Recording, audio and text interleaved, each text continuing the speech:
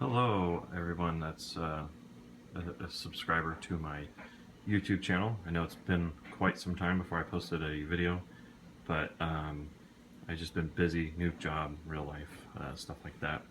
So I figured today I would give a nice video. I have a big tournament coming up tomorrow. We have the 1500 point Highlander tournament.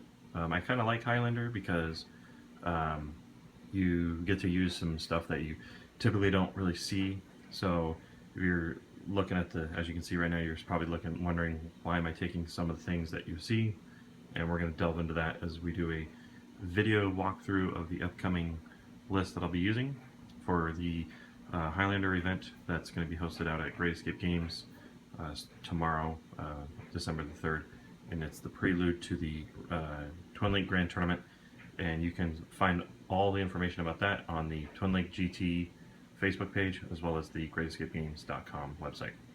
So without further ado, we're going to go ahead and lead things off. So Highlander, how that works is that you can only take one unit, so there's no spamming. You can't take double so I'm playing Tyranids, so I can't take two Hive Tyrants. Even if it's flying one they're I can't do that. I can take a Swarm Lord and Hive Tyrant because those are two different types of units, but I didn't run the Swarm Lord because at 1500 points it's not real viable. But what that means is you also have to build your list equally, and you also have to be a CAD. So for example, I can't have 3 elites and one HQ, or with one HQ, one fast attack and one heavy sport. Like, I have to evenly build the list. So I have 2 HQs in this list. I'll have 2 HQs, 2 troops, 2 fast attack, and 2 elites, and only 1 heavy support. So, but since it's evenly, I am allowed to have that one for, and I also have 1 non-force orc slot, which would be the Tyranids, which we're going to go ahead and start that off. So, first things first, we're going to start with our warlord of the list, and that is going to be the flying Hive Tyrant. He has the Twin Link Devourers, as you can see there, and he also has the Haywire Flamer template. My second HQ is going to be the Tyranid Prime, and as you can see, he's joining a unit of warriors, and we'll get into the warriors in a second. Tyranid Prime has the name rending clause, the Titan bio artifact, which is really cool because I believe if he actually lives long enough to kill something, he's going to be able to give preferred enemy to the entire unit. But I gotta double check that rule, so don't quote me on that.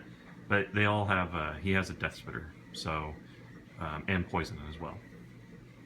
So that's my HQs. Moving on to troops, well, since we're here, we're going to go over Tyranid Warriors. So I have the Tyranid Warriors. They have Rending Claws, just like modeled as shown, and Death Spitters. So they're going to be joining the Tyranid Prime, and they're going to be riding along in the non-force orc slot, the Tyrannocyte. And that is what I have for troops. We'll move to elites. Elites have, I have 2 Zoanthropes, and kind of in this format, I don't really like the elite selection, especially at 1500 points. There wasn't many options, so I'm going to take Zoanthropes as a psychic buff. As I don't have that many psychic levels, I have 5 total in this army, which isn't a lot. Tyranids can, really get up to anywhere from 8 to 10, and that's a pretty good number I like to have with them. But taking Zoanthropes, 1 unit of 2, and then my other elite will be the Venomthrope. He'll be all by himself. He's just, why not get a Shroud Bubble for as long as you can? So that's why I'm taking him. Also, I would prefer to take the Mounthrope, but in this particular tournament, no Forge World at 1500 points, which is kind of nice because there's some really cheap Forge World units that are really brutal. So at 1500 points, I will be more than happy to not take that. So moving along to our fast attacks. For fast attack, we have the Hive Crone. Just plain Hive Crone, no upgrades. So he has his Haywire missiles and his Flamer. And then my other fast attack is the Raveners with the Red Terror. Instead of the Demecacron, I'd rather take this, and if you do the points on this, this costs as much as a Demecacron. So I figured, what the heck, we're going to take him. So that's what I like. The Red Terror he's fun if he doesn't get gunned down, and I'm hoping that in this format he will not get gunned down that much. I almost forgot. the other troop choice, which is my Broodlord team with Gene Stealers. 11 Gene Stealers with Broodlord. No upgrades. They just all have Rending Claws, no Signing Talons.